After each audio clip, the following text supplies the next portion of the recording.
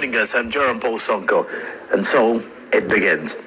The Ministry of Education and Sports says all tertiary institutions should aim at adopting the competence-based education and training curricula so that they improve on the quality of education provided to learners. According to the Permanent Secretary to the Ministry of Education and Sports, Dr. Kedres Tuyajenda, this curricula aims at ensuring that higher education contributes more directly to national development, employment creation, productivity, innovation, sustainable growth. She did make these remarks while officiating at the launch of a European Union-funded multi-billion Erasmus Plus funded project of proliferating of local expertise in the development of a greener growth economy. Beka Senyunga Mlinde reports.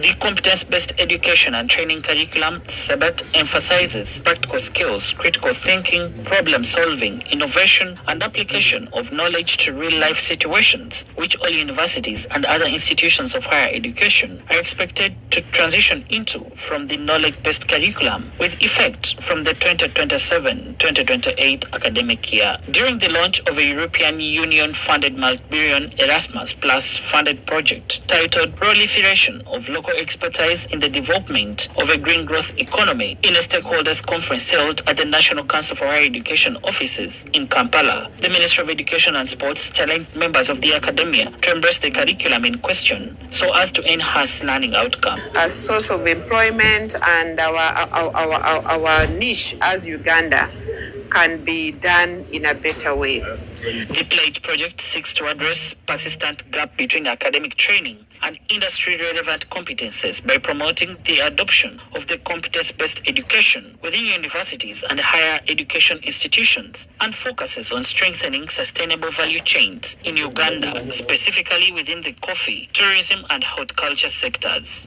If you're a businessman and you employ someone, you don't want to see a staff member who will say, "What is my job?" when he or she comes to work, but you want to see someone who will come to the work, office, hotel, reception, or farm, and know what he or she is expected to do, or at least with small-scale orientation will be able to do the work and to create new value.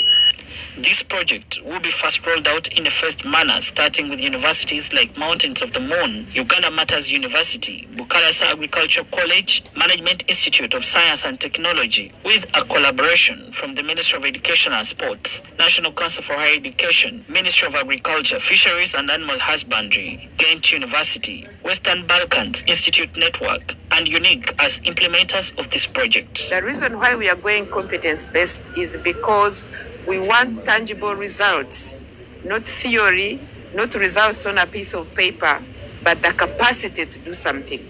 So these universities which are partnering in the Pledge project are lucky.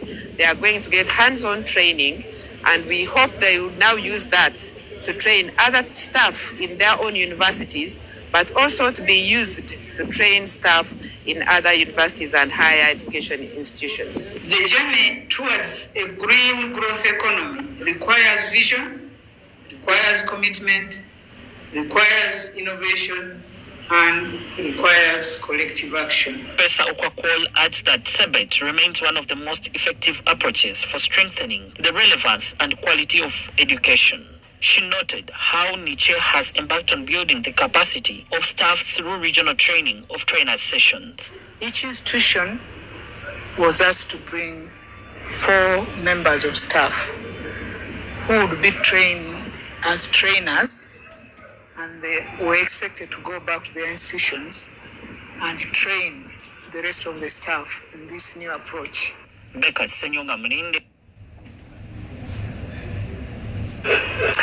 Well, the head of public service and secretary to Cabinet